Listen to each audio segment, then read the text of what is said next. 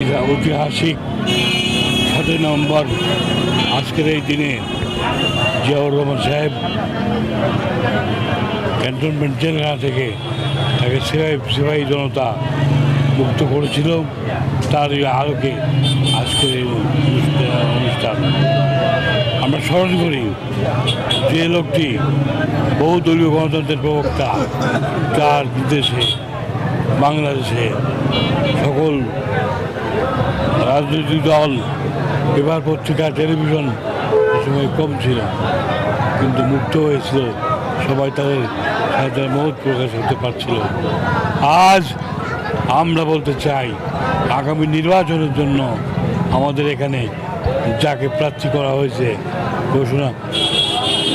সম্ভব ঘোষণা দেওয়া হয়েছে, আমরা বলতে উনি আজ 16 বছর কুমারখালী কক্ষায় নাই। 7ই নভেম্বর কোনোদিন পালন করেন নাই। আমরা প্রত্যেক বছরে আমাদের পার্টির জন্মদিন এবং 7ই নভেম্বর সহ সকল অনুষ্ঠান আমরা পালন করি। লিলি হালাল বিউটি সোপ, বিএসটিআই কর্তৃক সনদপ্রাপ্ত দেশের প্রথম হালাল বিউটি সোপ, দীপ্তিময় উজ্জ্বল ত্বকের জন্য। আমরা এই বাংলাদেশে যে 7ই নভেম্বর সংহতি দিবস আমরা পালন করতে পারবো, ফ্যাসিবাদ সরকারকে যেটাকে নিষিদ্ধ করেছিল, এটা আমাদের জন্য বড় পাওয়া, আমাদের দলের জন্য, এই দেশের মানুষের জন্য, স্বাধীনতাকামী মানুষের জন্য।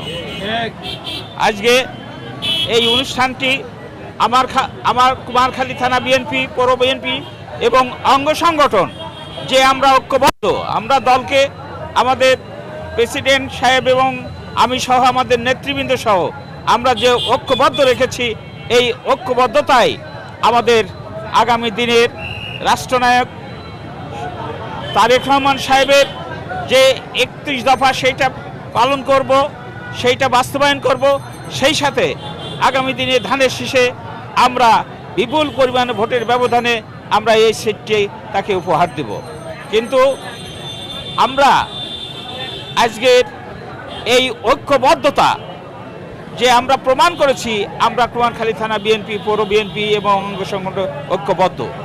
এই ঐক্যবদ্ধ যাতে আমাদের ঠিক থাকে, আমাদের মধ্যে যদি বিশৃঙ্খলা না হয়, আমাদের মধ্যে আওয়ামী লীগ এবং আওয়ামী লীগের দোসর যারা আছে তারা বিশৃঙ্খলার চেষ্টা করছে, বিভিন্নভাবে বক্তব্যের মাধ্যমে আমাদেরকে আক্রমণাত্মক কথা বলছে, সেইটা প্রত্যাহারের জন্য আমি অনুরোধ করছি এবং প্রতিবাদ করছি। বিপ্লব ও সংহতি দিবস এই উপলক্ষে কুমারখালী উপজেলা বিএনপি, পৌর বিএনপি সকল অঙ্গ সংগঠনের আয়োজনে আজকে এই অনুষ্ঠানটা ছিল আমাদের এখানে আলোচনা সভা এবং বর্ণাঢ্য র্যালি।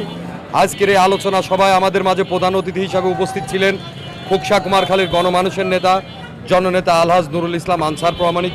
আপনারা দেখেছেন বিগত 17টি বছর আমরা ছোট করে হলেও, ঘরের ভিতর হলেও, যে কোনো জায়গায় এই 7ই নভেম্বর অনুষ্ঠানটা আমরা পালন করেছি। কারণ আমাদের নেতা খোকসা কুমারখালীর গণমানুষের নেতা, জননেতা আলহাজ নুরুল ইসলাম আনসার প্রামাণিক, উনি রাজপথের সৈনিক। রাজপথে আমাদেরকে সাথে নিয়ে প্রতিটা জাতীয় এবং দলীয় প্রোগ্রামগুলা আমরা তার নেতৃত্বে আমরা করেছি। কিন্তু আমরা কি দেখতে পেলাম, গত 17 বছর বর্তমান বাংলাদেশ জাতীয়তাবাদী দলের বিএনপির যে মনোনয়ন দেওয়া হয়েছে সৈয়দ মেহেদী আহমেদ রুমিকে, ওনাকে কিন্তু আমরা 17 বছর পাই নাই।